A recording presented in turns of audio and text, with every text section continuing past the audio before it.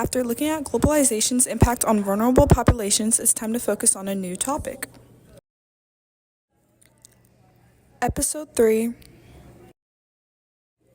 Redefining Childhood, Culture, Labor, and the Meaning of Growing Up.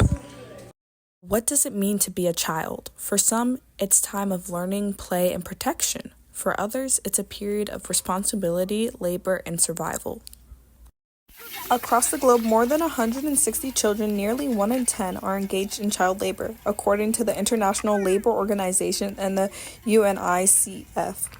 But to understand this complex issue, we must ask a deeper question. Is childhood the same everywhere?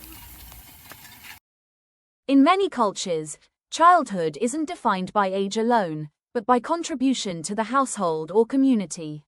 Work can be seen as a form of learning or initiation.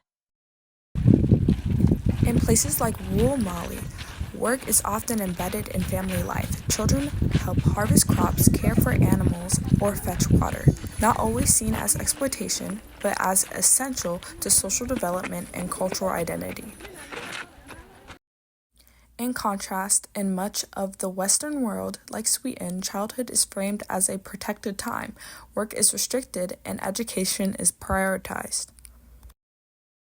Childhood is not a universal experience. It is shaped by history, economics, and culture. UNICEF. In contrast, in much of the Western world, like Sweden, childhood is framed as a protected time, work is restricted, and education is prioritized. What we call childhood is not a universal experience. It's molded by culture, economics, religion, and history. But one truth cuts across all definitions. No child should be robbed of the chance to grow, to learn, and to be safe.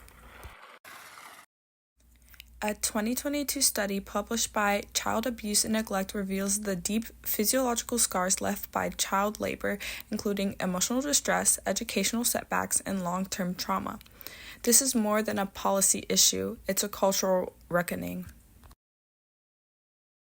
The path forward isn't about erasing culture, but honoring children.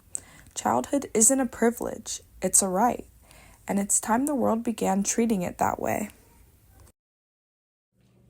On the next episode of the series, we will focus on this topic in question, the responsibility of a consumer.